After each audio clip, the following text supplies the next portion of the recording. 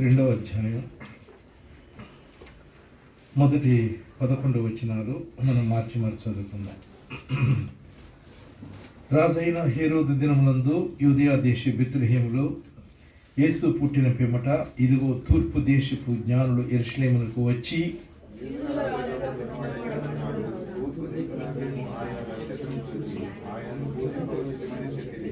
హేరోదు రాజు ఈ సంగతి వినినప్పుడు అతడును అతనితో కూడా యెరూషలేము వారందరూ కలవరపడిరి.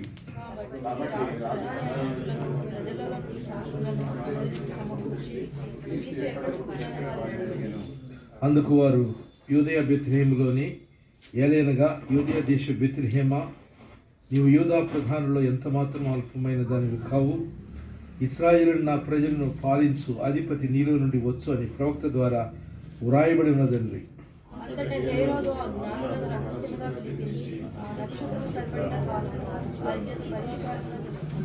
మీరు వెళ్ళి ఆ శిశువు విషయమై జాగ్రత్తగా విచారించి తెలుసుకొనగాని నేనును వచ్చి ఆయనను పూజించినట్లు నాకు వర్తమానము తిండిని చెప్పి వారిని బెత్లెహేమునకు పంపెను.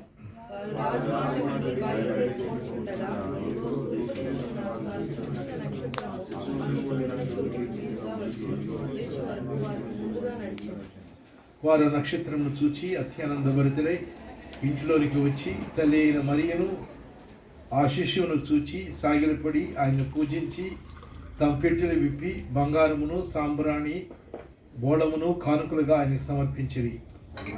చాలు, ప్రార్థన చేసుకుంటాం. ప్రియ తండ్రి, మీకు వందనాలు, నీ కృతజ్ఞత స్తుతి స్తోత్రములు తండ్రి. దేవా, ఈ శుభ సందర్భంలో దేవా తండ్రి, ఓ దేవా, నిన్ను ఆరాధించబద్ధమై ఉంటుండగా ఆరాధన లక్షణాలను మీరు మాకు తెలియచేసి ఆ రీతిగా మీరు కృప చూపిస్తారని నేను స్తుతిస్తూ యేసు నామములో ప్రార్థించి వేడుకొనుచున్నాము తండ్రి. ఇక్కడ ఆరాధన చేశారు ముగ్గురు కాదు, ఎంతమంది మనకు తెలియదు. వాళ్ళ లక్షణాలు మనం తెలుసుకున్నట్లయితే ఒక ఆరాధకునికి ఏమి లక్షణాలు ఉండాలో మనకు అర్థమవుతుంది. అయితే ఇక్కడ ఏమనుందంటే తూర్పు దేశపు జ్ఞానులు యెరూషలేమునకు వచ్చి అనుంది. వాళ్ళ పేర్లు రాయలేదు, వారు ఏ ప్రాంతం నుండి వచ్చారు రాయలేదు, వారి సంఖ్య రాయలేదు. కానీ ఒక మాట రాస్తుంది, వారు జ్ఞానులు అని. First of all, worship is an act of those who are wise. ఎవరైతే జ్ఞానులు వారు చేసేటువంటి ఏమనాలి, ఆరాధన చేసేవాళ్ళు జ్ఞానులు అన్నమాట. దేవుని వాక్యం వాళ్ళని జ్ఞానులు అని చెప్పింది. ఆరాధన అనేటువంటిది జ్ఞానులు చేసేటువంటి పని. లోకం దృష్టిలో ఒక దేవుని బిడ్డ ఒక బుద్ధిహీనుడిగా కనపడతాడు, కానీ దేవుని దృష్టిలో అతడు జ్ఞాని. అసలు జ్ఞానానికి మొట్టమొదటి మెట్టు ఏమిటి అంటే, ఒక వ్యక్తి తన నిజ స్థితిని తెలుసుకోవటం. తాను తప్పిపోయానని, తను పాపినని, నశించిన వాడినని నిజంగా అర్థం చేసుకుని కల్వరి శిలువలో క్రీస్తు చేసినటువంటి ఆ సంపూర్ణమైనటువంటి కార్యమందు నమ్మకముంచి ఎవరైతే దేవుణ్ణి అంగీకరిస్తారో వారు జ్ఞానులు.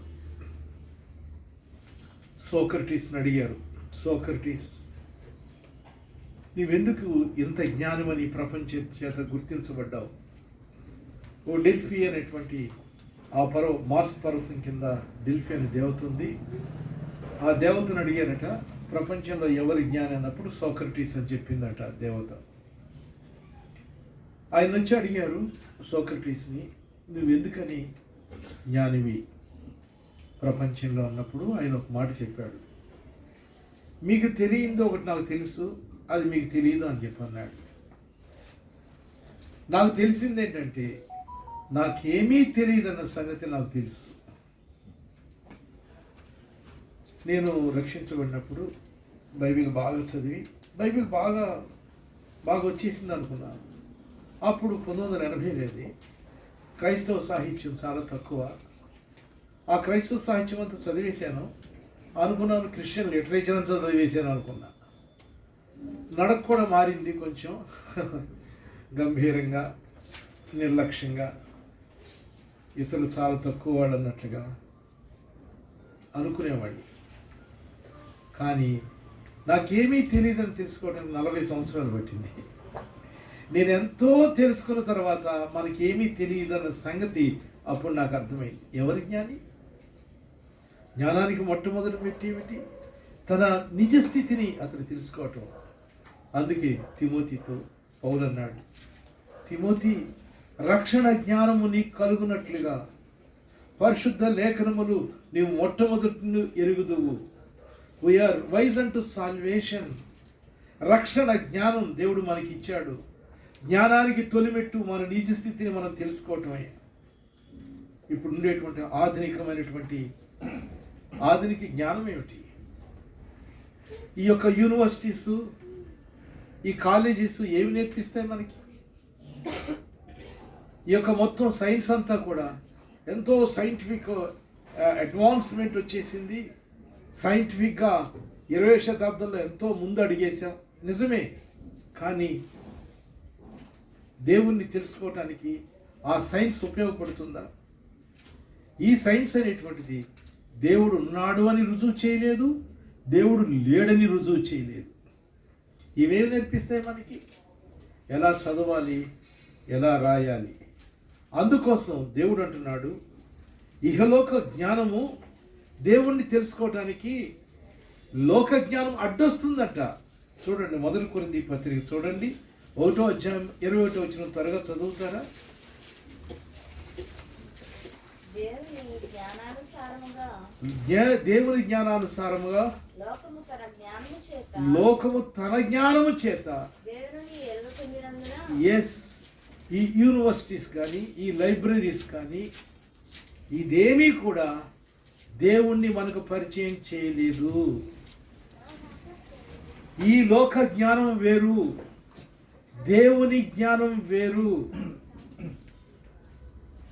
తెలుసా? అందుకోసం మేము జ్ఞానులు అని చెప్పుకునేటువంటి వీరిని దేవుడు అంటున్నాడు బుద్ధిహీనులు. They are fools in the sight of God. రోమీయులకు రాసిన పత్రిక 1వ అధ్యాయము 22వ వచనం.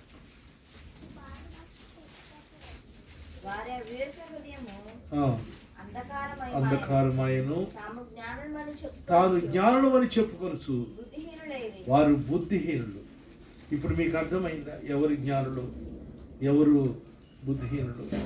కాబట్టి ఆరాధన చేయటానికి వచ్చిన వాళ్ళని దేవుడేమన్నాడు? వీరిని జ్ఞానులు. ఎవరైతే ఆరాధన చేస్తారో వారు జ్ఞానులు. అంతేకాదు, మరి దేవునికి లోబడి, మరి దేవుని వాక్యానికి అధికారానికి లోబడి క్రీస్తు యేసును రక్షకుడిగా స్వీకరించకపోతే అతడు బుద్ధిహీనుడు. అయితే ఈ జ్ఞానుడు వాళ్ళంతటి వాళ్ళే వచ్చారా, లేకపోతే వాళ్ళని ఏదైనా నడిపించిందా? చెప్పండి. 2వ వచనం చదవండి. యూదుల రాజుగా పుట్టినవాడు ఎక్కడ ఉన్నాడు? తూర్పు దిక్కున మేము ఆయన నక్షత్రము చూచి ఆయనను పూజింపవచ్చుతామని చెప్పిరి. ఆ నక్షత్రం వాళ్ళు నడిపించింది. మనం కూడా దేవుని దగ్గరికి వెళ్ళడానికి మనకు ఒక గైడ్ కావాలి. ఆ గైడ్ మరి ఏమిటో కాదు, ఇదిగో ఇదే. ఇప్పుడు దీని ఖరీదు 600 మరి ఎంతో. కానీ ఇటువంటి గ్రంథం నాకు మొట్టమొదట ఈ గ్రంథం యొక్క విలువ నాకు తెలియదు రక్షించబడినప్పుడు. ముస్లిమ్స్కి ఖురాను, హిందువులకు అది, క్రైస్తవులకి బైబిల్. కానీ తర్వాత దేవుడి యొక్క బయలుపరుపు, తర్వాత పుస్తకాలు, దైవజనుల జ్ఞానం, ఈ వాక్యం మీదే వాళ్ళు ఆధారపడిన విధానం, ప్రపంచమంతా వాక్య ప్రకారం ఎలా కట్టాడు, ఇదంతా చూసినప్పుడు అయ్యో, బైబిల్ యొక్క గొప్పతనం నాకు ముందే తెలిస్తే ఇంకెంత శ్రద్ధగా చదివేవాడిని, బట్టి పట్టేవాడిని దేవుని వాక్యాన్ని అని నేను అనుకుంటాను. American first president George Washington, I cannot imagine this world without Bible and without God అన్నాడు. I cannot imagine this world without Bible and without God. Napoleon అన్నాడు, it is not a book, it's a living thing అని చెప్పి అన్నాడు. ప్రియులారా, పరిశుద్ధాత్మ దేవుడు ఈ వాక్యాన్ని ఉపయోగించుకుని మనల్ని ఏం చేస్తాడో తెలుసా? సత్యములో కాదు, సర్వ సత్యములోనికి ఆయన నడిపిస్తాడు. యోహాను పత్రిక, యోహాను సువార్త 16వ అధ్యాయం 13వ వచనం. యోహాను సువార్త 16వ అధ్యాయం. సత్యస్వరూపైన ఆత్మ వచ్చినప్పుడు మిమ్మల్ని సర్వ సత్యంలోనికి నడిపించను. దేవుడు ఎవరిని వాడుకుంటాడు? ఎవరిని వాడుకుంటాడు? వాక్యం ఎక్కువగా తెలిసిన వాళ్ళని దేవుడు వాడుకుంటాడు. పరిశుద్ధాత్మ దేవుడు కూడా ఆ యొక్క సజ్జనుని యొక్క ధననిధిలో నుండి పాత వాటిని, కొత్త వాటిని బయటికి తీసుకుని వచ్చి మరి బోధిస్తాడు. అయితే ఈ బైబిల్ 3 విషయాలు మనకు చెప్తుంది. ఒకటి, ఈ లోకంలోనికి మనం ఎందుకు వచ్చాం, ఈ లోకంలో మనం ఎందుకు ఉన్నాం, ఈ లోకంలో నుండి ఎక్కడికి వెళ్తున్నాం. బైబిల్ చెప్తుంది ఈ లోకానికి ఎందుకు వచ్చాం, ఈ లోకంలో ఎందుకున్నాం, ఇక్కడి నుండి ఎక్కడికి వెళ్తున్నాం. బైబిల్ చెప్తుంది. ఒక హాలీవుడ్ యాక్ట్రెస్ని ఒక దైవజనుడు అడిగాడు, అమ్మ హౌ ఆర్ యూ అని అడిగితే ఆమె అంది, how can I say how I am without knowing who I am అన్నట. నేను ఎలా చెప్పను, నేనెవరో నాకు తెలియదు అన్నప్పుడు. మనల్ని దేవుడు పెద్దల పారంపర్యాచారానికి అప్పగించలేదు. మనల్ని పెద్దల పారంపర్యాచారానికి అప్పగించలేదు దేవుడు మనల్ని. మీరు చూడండి, హిందూ సమాజాన్ని, మన ప్రియ సహోదరులు మీరు చూడండి, ఎన్నో ఆచారాలు, అవి చేయకూడదు, ఇవి చేయకూడదు, ఇవి చేయాలి, ఇవి ముట్టొద్దు, అవి చూడొద్దు అని చెప్తారు. వాళ్ళకి ఆధారం ఏంటి? వాళ్ళ పితరులు వాళ్ళకి చెప్పారు. అది అధికారపూర్వకమైనటువంటి ఆధారం. అది పితరులు ఎవరు చెప్పడానికి? మనం దేవుడు ఎలా అప్పగించలేదు. మా నాన్న చెప్పాడు, మా అమ్మ చెప్పాడు, మా ఫ్యామిలీలు ఇలా చేస్తున్నారు, మా దేశంలో ఇలా చేస్తున్నారు అని అనడానికి ఈ పారంపర్యాచారాలకు దేవుడు మనల్ని అప్పగించలేదు. దేనికి అప్పగించాడు? తన వాక్యానికి అప్పగించాడు. thus saith the Lord, యెహోవా ఇలాగ సెలవిచ్చుచున్నాడు అనేటువంటిది. కాబట్టి మొట్టమొదటిగా ఎవరైతే ఆరాధిస్తారో వారు జ్ఞానులు. రెండవది, వారు నడిపించడానికి దేవుడిచ్చినటువంటి దైవికమైనటువంటి ఈ యొక్క గైడ్ బైబిల్. అయితే ఈ ఆరాధకుడు వీళ్ళు బయలుదేరినప్పుడు చూడండి, వాళ్ళు కల్దీ దేశాన్ని నుండి వాళ్ళు బహుశా బయలుదేరారని చెప్పి అనుకుంటాం. మరి వాళ్ళ దేశాన్ని వాళ్ళు విడిచిపెట్టారు.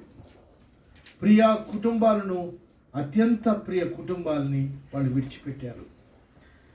సుఖవంతమైనటువంటి, సారవంతమైనటువంటి ప్రదేశానికి, హై కల్చర్డ్ ప్లేస్ అది బాబిలోన్ అంటే ఆ కాలంలో.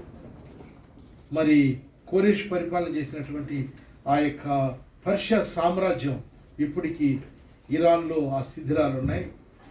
మరి ఎంత కల్చర్ అంటే, ఎంత సివిలైజేషన్ అంటే, అబ్రహాం బయలుదేరి వచ్చినప్పుడు అబ్రహాం ఇల్లు ఏసీ అట. ఏసీలు ఉన్నాయంటే 2 గోడలు కట్టి మధ్యలో వేసవికాలం చన్నీళ్ళు, శీతాకాలం వేడినీళ్ళు పోసి అటువంటి కల్చర్ అప్పుడే వికసించినటువంటి కాలంలో వీళ్ళు దానంతరికి వెన్ను చూపించారు. ఎవరినైతే ఆరాధించాలని అనుకున్నారో ఆ వ్యక్తిని దర్శించడం కోసం వీళ్ళు ఏమైపోయారంటే పరదేశులు, యాత్రికులుగా వారు మారిపోయారు. అదే రీతిగా ఎవరైతే దేవుణ్ణి ఆరాధిస్తున్నారో దేవుని కొరకు శ్రమ అనుభవించడం కొరకు వారు సిద్ధపడాలి. ఆరాధకుని యొక్క లక్షణాలు: యేసు ప్రభువు నమ్ముకుంటే మీకు వరహాలు కురిపిస్తాడు, రోగాలు రానివ్వడు, మీ పిల్లలకు పెళ్ళిళ్ళేమి, ఉద్యోగాలేమి, ఏమీ లేదు. యేసు ప్రభు నమ్ముకో, ఆ తర్వాత నీకేం కావాలో అడుగు అని చెప్పేటువంటి సువార్త అది బైబిల్ సువార్త కాదది, అది మరొక సువార్త. ఎప్పుడైతే యేసును మనం ప్రేమిస్తామో, యేసుకు మనం ఎప్పుడైతే ఆరాధకులుగా మారుతామో, అంతే ఈ లోకంలో ఆయన పక్షముగా ఆయన విశ్వాసం ఉంచడం మాత్రమే కాకుండా ఆయన పక్షముగా శ్రమపడుట మనకు అనుగ్రహించబడిందట. శ్రమ, తన సిలువనెత్తుకుని నన్ను వెంబడించిన వాడు నాకు పాత్రుడు కాడన్నాడు. ఎవరైతే ఆ ప్రాస్పరిటీ గాస్పెల్ దగ్గరికి వెళ్తారో వాళ్ళు కొంతకాలానికి ఇదేమిటి, మనం విన్నదేంటి, మనకు సంభవించింది ఏంటి, మనకి రోగం రావటం ఏంటి, మనకి నష్టం రావటం ఏంటి, ఇదేమిటి, అన్నీ కలిసి వస్తాయి అన్నారు కదా, అందుకే కదా మన డబ్బంతా వాళ్ళకి ఇచ్చాము, ఇంకా కలిసి వస్తేనే కదా. వాళ్ళు షాక్ తింటారు వాళ్ళు. అందుకోసం యోహాన్ ఏమన్నాడు, ఎందుకోసం నేను పరదేశి యొక్క పద్మాసు దీపానికి వచ్చానని చెప్పి అన్నాడు. ఎందుకోసమట చూడండి, ప్రకటన గ్రంథం 1వ అధ్యాయం 9వ వచనం.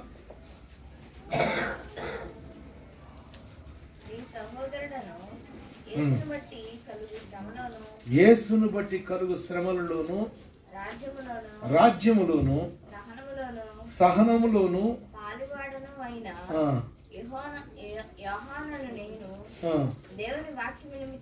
అది మొదటి రీజన్ ఏంటి, దేవుని వాక్యం కొరకు. రెండవది సాక్ష్యం చెప్పుకొని ఉంటే బ్రహ్మాండంగా ఉండేదానికి. ఆ పద్మస్ దీపంలో పరవాసిగా పడి చావాల్సిన పరిస్థితి, ఆ కర్మ ఆయనకు ఉండేది కాదు సాక్ష్యం చెప్పకపోతే. బాప్తిస్మ ఇచ్చి యోహాను నువ్వు చెల్లెలు భార్యను ఎందుకు, నీ సహోదరుని భార్యను ఎందుకు ఉంచుకున్నావు అని చెప్పకపోతే తలబోగొట్టుకునేవాడు కాదు. శాస్త్రులను, పరిసయ్యులను యేసు ప్రభు విమర్శించి వాళ్ళని బజారుకి ఏడకపోయినట్లయితే ఆయన సిలువుకి ఎక్కాల్సిన అవసరం ఉండేది కాదు. యేసును ప్రకటించకపోతే పౌలు జీవితంలో ఆ శ్రమలు ఉండేవి కాదు. వాక్యము నిమిత్తమును, సాక్ష్యము నిమిత్తము. చూసారా, ఎవరైతే దేవుణ్ణి ఆరాధిస్తున్నారో వాళ్ళ స్వకీయుల చేత కొంతమంది నిందించబడ్డారు. కొంతమంది ఉన్నారు, ఒక బాబు బ్రాహ్మణ కుటుంబం నుండి రక్షించబడ్డాడు. వాళ్ళు అవమానకరంగా భావించారు. ఆ పిల్లవాడిని బతిమాలుకున్నారు, ఎన్నెన్నో చేశారు. ఆ పిల్లవాడు ఇంట్లోకి రానివ్వలేదు. పెరట్లో ఒక పొదరిల్లు సన్నజాజి చెట్టు దగ్గరే ఉండేవాడు. ఇక చివరికి వాడికి ఏం చేశారంటే మాంత్రికులను పిలిపించి మంత్రాలు చదివితే దెయ్యాలు అతని దగ్గరికి వెళ్ళి తిరిగి వచ్చేస్తే ఆ మంత్రజ్ఞుడు పారిపోయాడు. యేసు ప్రభు యొక్క శక్తి అటువంటిది. కుటుంబాల చేత, ఎందుకు సంఘాల చేత శ్రమ అనుభవించలేదా? 15-16 శతాబ్దాల్లో దేవుని బిడ్డలు ఎంత చిత్రహింస, ఎంత భయంకరమైన క్రైస్తవ సంఘ చరిత్ర విషాదకరం. అదో విషాదగాథ, సాడ్ స్టోరీ. ఎంత దుఃఖకరమైనటువంటిది, ఎంత హింస. మిమ్మల్ని భయపెట్టాలని కాదు ప్రియులారా, మన స్థాయికి సంబంధించిన శ్రమలు, ఆ శ్రమల్లో పాలిభాగస్తున్న ఒకటి గొప్ప సంగతి ఇది. దేవుని యేసు ప్రభు యొక్క శ్రమల్లో కొంతమంది అయితే లోకం చేత తృణీకరించబడ్డారు. తమ ప్రియుల చేత, కుటుంబం చేత, సంఘము చేత, లోకము చేత తృణీకరించబడ్డారు. 4వది, ఎవరైతే దేవుణ్ణి ఆరాధన చేస్తున్నారో వాళ్ళకి ఎలా ఉండాలి తెలుసా? వాళ్లకు దృఢ నిశ్చయిత ఉండాలి, కాన్సన్ట్రేషన్ కూడా ఉండాలి. ఎందుకోసం తెలుసా? ఎట్టకేలకు దరిదాపు 8 నెలల ప్రయాణం. నీకెలా తెలుసని మీరు నన్ను అంటారేమో. నెహెమ్యాను అడిగాడు, నువ్వు వెళ్ళటానికి ఎంతకాలం పడుతుందన్నప్పుడు అదే మార్గం గుండా వీళ్ళు వచ్చారు. 8 నెలల సుదీర్ఘ ప్రయాణం తర్వాత, ఎంతో కష్టంతో కూడినటువంటి ప్రయాణం తర్వాత యెరూషలేముకు వస్తే ఆ ఖాళీ వీధులు వాడిని ఎక్కిరించాయి. ఆయన రావటం కొరకు ఎవరినైతే ఎన్నుకున్నాడు, ఏ దేశాన్ని అయితే ఆయన మరి తన నిత్య సంకల్పంలో ఎన్నుకున్నాడు, ఆ దేశానికి ఆయన వచ్చిన సంగతి పట్టలేదు. వాళ్ళు అనుకున్నది వీధులన్నీ కోలాహలంతో నృత్యాలతోనూ ఎన్నో ఏండ్లగా రాజులు ప్రవక్తులు ఎదురు చూస్తున్నటువంటి వ్యక్తి, మోషే సైతం ప్రవచించాడు, యెషయా ప్రవచించిన వ్యక్తి, పాత నిబంధన ప్రవచనం, ఆ మెస్సయ్య, ఆ రారాజు మా దగ్గరికి వచ్చాడని సంతోషంతో సంబరాలు చేసుకుంటారేమో వీళ్ళు అనుకున్నారు. వస్తే ఏమైంది? ఇంటింటికి వాళ్ళు తిరగాల్సి వచ్చింది. యూదుల రాజుగా పుట్టినవాడు ఎక్కడా అనేటువంటి చూసారా? వాళ్ళు అయినప్పటికీ వాళ్ళ డిటర్మినేషన్, అయ్యో ఇదేనా? చాలామంది క్రైస్తవ సంఘాల లోపాలు చూసి వెనక్కి వెళ్ళిపోయిన వాళ్ళు ఉన్నారు. లోపరహితమైనటువంటి వ్యక్తి ఉండడు, కుటుంబం ఉండదు, సంఘం ఉండదు. ఒకవేళ ఈ సంఘంలో ఏదైనా లోపాలు చూసి నువ్వు వెళతావేమో, వెళ్ళు, సంతోషంగా వెళ్ళు. నువ్వు వెళ్ళిన సంఘం కూడా లోపసహితమైనటువంటిది. ఇంతకన్నా ఎక్కువేమో మరి, నాకైతే తెలియదు. మనకు అటువంటి దృఢ సంకల్పం ఉండాలి ఆరాధకునికి. తర్వాత హేరోదు అన్నాడు, కుయుక్తిగా మీరు పిల్లవాడిని చూసి ఆడు ఎక్కడున్నాడో నాకు చెప్పండి, నేను వచ్చి ఆరాధన చేస్తాను. మరి దేవుడు వాళ్ళని ఎదుర్కొని, హేరోదు మాటలు నమ్మొద్దు, మీరు వచ్చిన దారిని కాకుండా వేరే దారిని వెళ్ళిపోమన్నప్పుడు చెప్పినప్పుడు ఆ యొక్క ఇశ్రాయేలు యొక్క మరి నిర్లిప్తత, హేరోదు యొక్క వేషధారణ వాళ్ళనేమీ కదల్చలేకపోయింది. అదే రీతిగా ఎవరైతే దేవుణ్ణి ఆరాధన చేస్తారో ఆ ఆరాధనలో ఏం జరుగుతుందో తెలుసా? మన ఆలోచనను సాతానుడు దొంగిలిస్తాడు. ఏకాగ్రత కోల్పోతాం. ఏం ఆరాధన చేయాలో పోయి చివరికి మన ఆరాధన ఒక స్టీరియో టైప్లో జీవం లేనట్లుగా మారిపోతుంది. అలా కాదు, మనకి ఎన్నో సాతానుడున్నాడు, ఈ లోక ఆకర్షణలు ఉన్నాయి, శరీరం ఉంది. ఇవన్నీ మనకి వ్యతిరేకంగా ఉన్నప్పుడు మనకి ఏకాగ్రత చెరిగిపోకూడదు. వీళ్ళ వలె మనం ఆరాధన చేయాలి. తర్వాత ఈ ఆరాధకులకి ఎంత సంతోషం ఉంటుందో ఒక్కసారి మీరు చూడండి. 10వ వచనం చదవండి. వారు ఆ నక్షత్రమును చూచి అత్యానందభరితులై ఇంటిలోనికి వచ్చి తల్లైన మరియను ఆ శిశువును చూచి సాగిలపడి ఆయనను పూజించి ఓకే ఆయన సన్నిధిలో సంతోషము ఉంటుంది. ఎప్పుడైతే ఆయన దగ్గరకు వచ్చారో దే ఫీల్డ్ విత్ జాయ్. ఆ సంతోషం ఎలా ఉంటుందంటే, నిజంగా యేసు ప్రభు గగనాన్ని చేసుకుని ఈ లోకంలోకి వస్తే, ఒకవేళ మనం ఎత్తబడుతున్నప్పుడు ఈ రోగగ్రస్తమైనటువంటి బలహీనమైనటువంటి నొప్పులతో కూడి మరి వృద్ధాప్య లక్షణాలతో ఉన్నటువంటి శరీరాన్ని విడిచినప్పుడు ఇదొక జైలు, ఇదొక లోపల మనం బంధించబడ్డాం. ఈ శరీరం లోపల ఈ శరీరాన్ని విడిచిపెట్టి ఎత్తబడినప్పుడు ఆ మహిమా స్వరూపుని చూస్తే ఎలా సంతోషం తెలుసా? చెప్పనశక్యమును మహిమాయుక్తమైనటువంటి సంతోషం.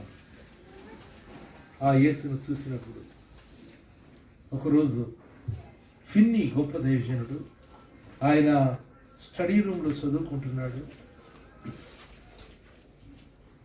అర్ధరాత్రి సమయం అది. తన తల తిప్పి చూడగానే ఒక వ్యక్తి కనపడ్డాడు. ఎవరో నిలబడినట్లయితే తన తల తిప్పి చూశాడు. ఆ వ్యక్తి ఎవరో కాదు, తన ప్రభువే. అంతే, ఆయన కాళ్ళ మీద పడి ఆయన ఏడ్చి ఒక మాట అన్నాడంట, దేవా నీ యొక్క హస్తం నా మీద తీయి, ఎందుకంటే సంతోషం చేత ఈ ఘటం బద్దలైపోతుందేమో. మహిమాయుక్తమైనటువంటి సంతోషం. ఏదో రక్షణానందం మనకు ఉంది, కానీ ఆయన చూసినప్పుడు ఉండేది సంపూర్ణ సంతోషం. అందుకోసం దావీదు అన్నాడు, నీ సన్నిధిలో పూర్ణ సంతోషం. చూడండి కీర్తన 16:11 వచ్చిన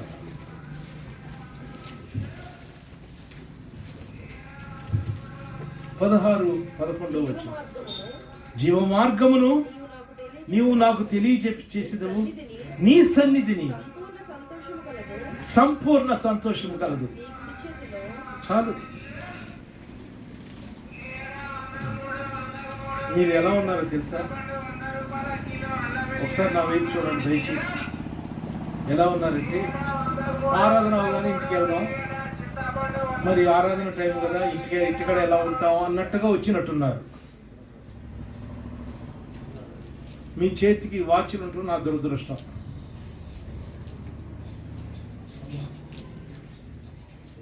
మీరు చెప్పండి, నిజంగా ఎప్పుడైనా దైవికమైన సంతోషాన్ని మీరు అనుభవించారా?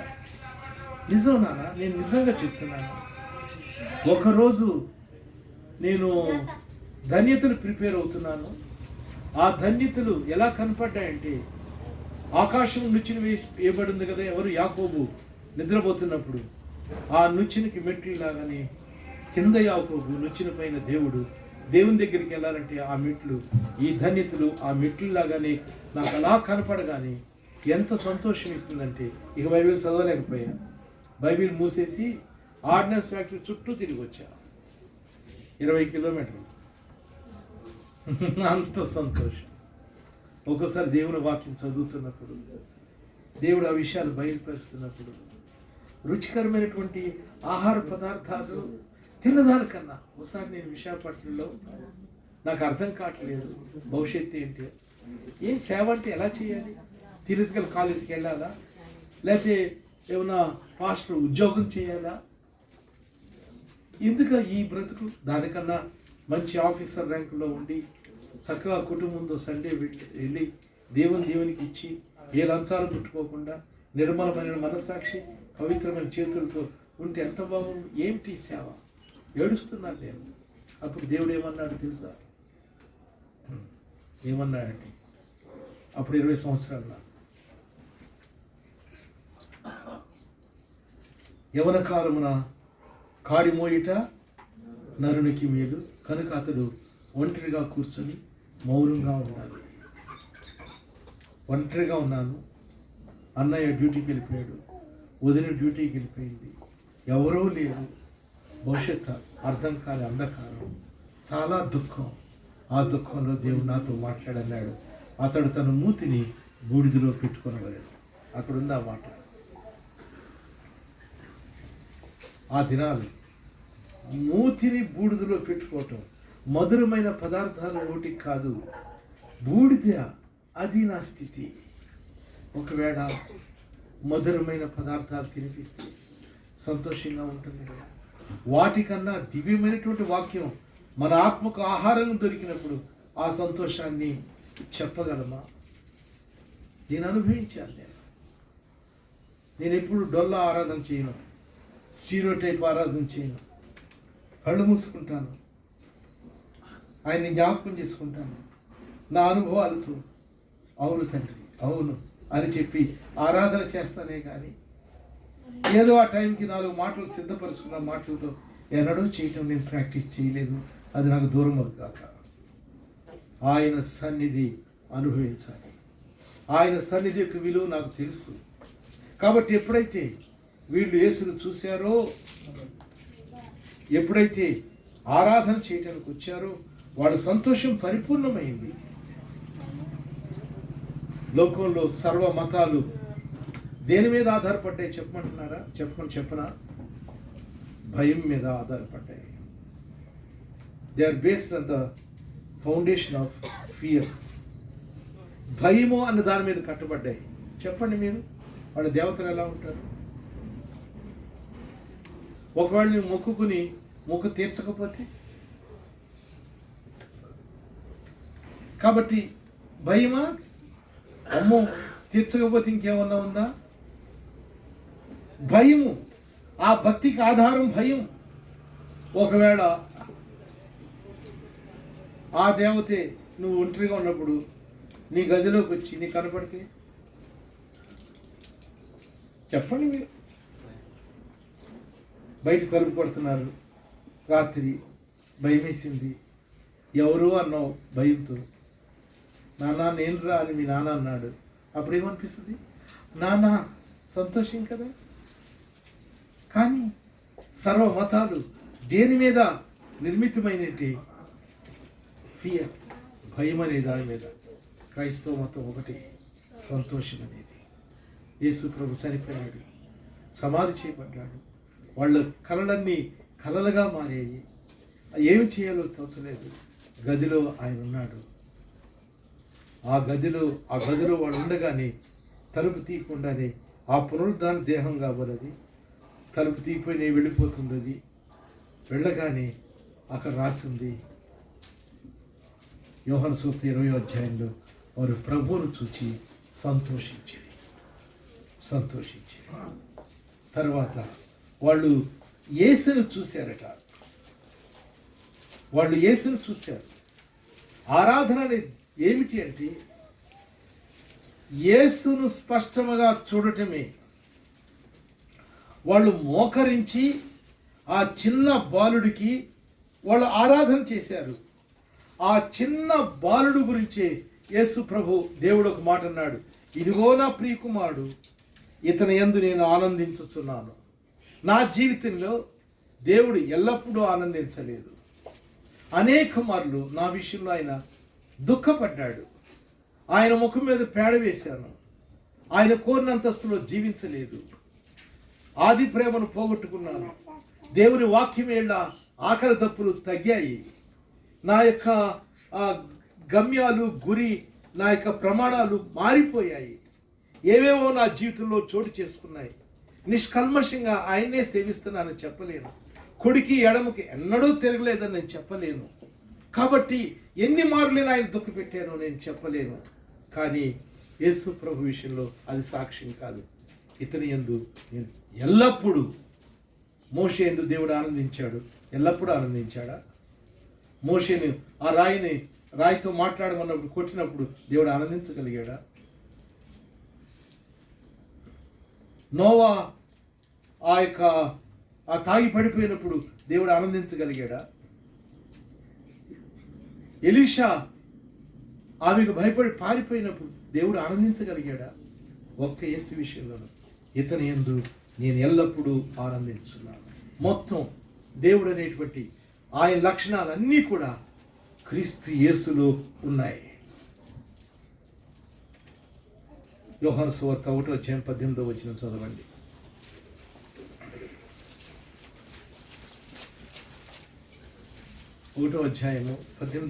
ఎవడను ఎప్పుడైనాను దేవుణ్ణి చూడలేదు.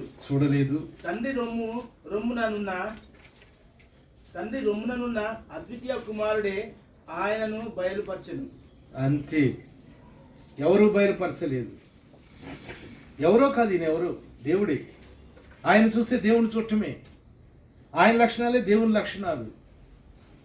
దేవుని కోపం ఉందా? కోపం. యేసు కోపం ఉందా? కోపం ఉందా? పరిశుద్ధుడా? ఈయన పరిశుద్ధుడే. ఆయనే దేవుడు. ఈ తండ్రి రొమ్మున అద్వితీయ కుమారుడే, ఆయనే మనం చూడగలము. ఈయన ద్వారా దేవుడు తాను బయలుపరుచుకుంటాడు. If you want to see God, only the way is Jesus. If you want to experience the God, the only way is Holy Spirit. అంతే. జాగ్రత్త. వాళ్ళు వచ్చి ఆ పిల్లవాడిని చూశారు. మన జీవితంలో కూడా మన దర్శనం మసగబారది. మొట్టమొదటిగా ఉన్నట్టుండదు. నీకు సరైన సహవాసం, సరిగ్గా దేవుని వాక్యం, దేవునితో సహవాసం లేకపోతే నీ దర్శనం మసకబారదంతే, డిమ్ అయిపోతుంది. ఇమ్మాయి మార్గం గుండా ఆయన నడుస్తున్నప్పుడు ఆయనతో నడిచే శిష్యులు ఆయన గుర్తుపట్టలేదు. ఆయన రొట్టె విరిచాడు, కళ్ళు తెరిచాడు. అటువంటి పరిస్థితి వస్తుంది. అందుకని అపోస్తలుడైన పౌలు అన్నాడు, మీ యొక్క దేవుడు మీకు అనుగ్రహించిన దర్శనం మరి పోకుండా ఆ ప్రత్యక్షత కొరకు, ఆ ప్రత్యక్షతలో మీరు ఎదుగులాగన నేను మీ కొరకు ప్రార్థన చేయుచున్నాను అన్నాడు. యేసు ప్రభు వెళ్ళిపోయాడు. పరలోకంలో తండ్రి కుడిపార్శ్వాన కూర్చున్నాడు. ఒక వ్యక్తిని మొట్టమొదటి క్రైస్తవ సంఘ చరిత్రలో మొట్టమొదటి హతసాక్షిని పట్టుకుని ఈడ్చుకొచ్చారు. రాళ్లతో కొడుతున్నప్పుడు ఆయనకి ఆకాశం తెరవబడింది. ఆ యేసును చూశాడు.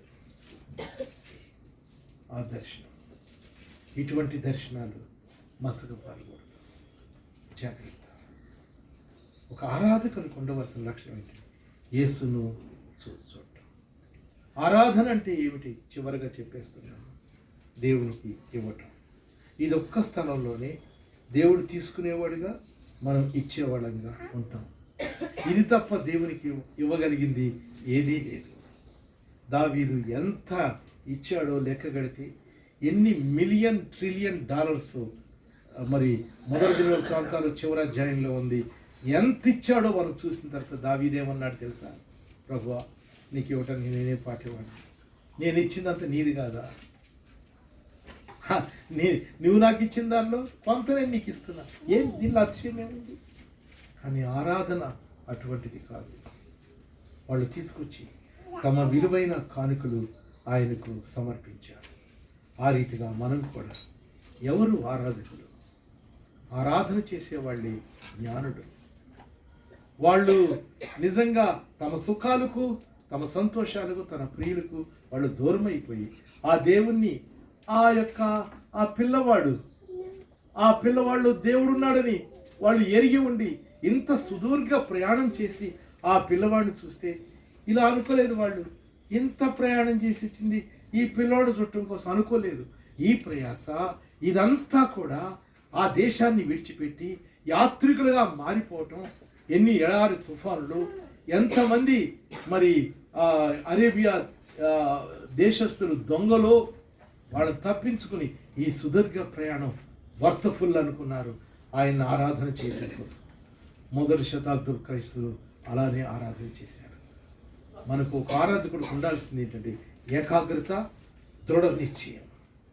హేరోదు ఏమన్నా కానీ ఇశ్రాయేలు దేశం ఎంత నిర్లిప్తంగా ఉండని అలా వాళ్ళు వచ్చి ఆ పిల్లవాడిని మరలా నక్షత్రం కనపడింది వాళ్ళకి. ఆ నక్షత్రం నడిపించింది. మనకు కూడా దర్శనాల మీద, పితృపారంపర్య ఆచారాల మీద కాదు, యెహోవా ఎలాగ సెలవిచ్చున్నాడని దేవుని వాక్యం మీద ఆధారపడుతున్నాం. వాళ్ళు జ్ఞానులు మోకరించారు. బంగారము, తర్వాత సాంబ్రాణి, ఆ తర్వాత గోళము, మూడింటిని ఆయనకు సమర్పించారు. ఆ రీతిగా మనం కూడా దేవునికి ఆరాధించాలి.